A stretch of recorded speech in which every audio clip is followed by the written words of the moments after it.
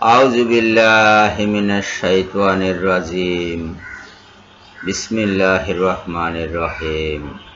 সূরা আনআম আয়াত নম্বর 111। ওয়ালা আন্নানা নাযালনা ইলাইহিমুল মালাইকাতা ওয়া কাল্লামাহুমুল মাউতা। আমি তাদের নিকট ফেরেশতা প্রেরণ করিলেও এবং মৃত ব্যক্তিও যদি তাদের সাথে কথা বলতো,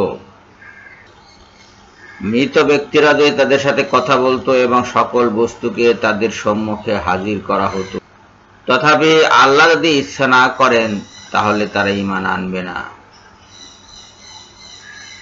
আর তাদের অধিকাংশই হলো অজ্ঞ। আমি তাদের নিকট ফেরেশতা প্রেরণ করিলেও এবং মৃতেরা তাহাদের সঙ্গে কথা বলিলেও এবং সকল বস্তুকে তাহাদের সম্মুখে হাজির করিলেও যদি না আল্লাহ ইচ্ছা করেন তবে তাহারা ঈমান আনিবে না, কিন্তু তাহাদের অধিকাংশই অজ্ঞ। অজ্ঞ লোকদের এই একটা বৈশিষ্ট্য, তারা বলে যে তাদের কাছে যদি কোনো নিদর্শন আসতো, আল্লাহর কোনো নিদর্শন আসতো, তবে অবশ্যই তারা ঈমান আনত। এটি সূরা আনামের 109 নম্বর আয়াতে এই কথা বলা হচ্ছে।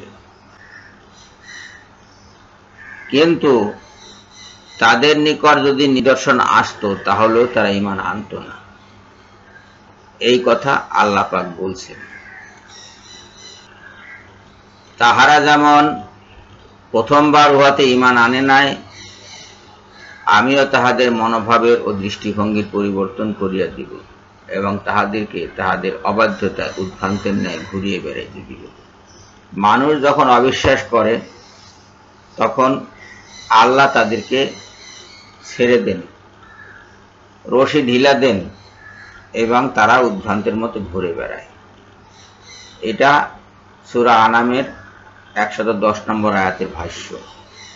আর 111 নম্বর আয়াতের ভাষ্য তো আপনাদের আগেই দেখানো হলো যে পৃথিবীতে যত ঈমানহীন লোক আছে,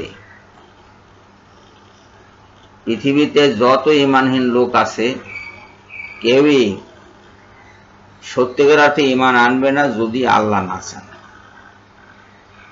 কাজেই আমরা যে এদের সাথে অহেতুক বাহাস করছি বা এদের সাথে তর্ক বিতর্ক করছি, এইসব তর্ক বিতর্কের কোনো মূল্য নেই। আল্লাহ যতক্ষণ পর্যন্ত তাদের তৌফিক না দেবেন ঈমান আনার, ততক্ষণ তারা ঈমান আনবে না। কারণ এই লোকগুলো আসলে অজ্ঞ, অনেক কিছুই জানে না, অনেক কিছুই বোঝে না।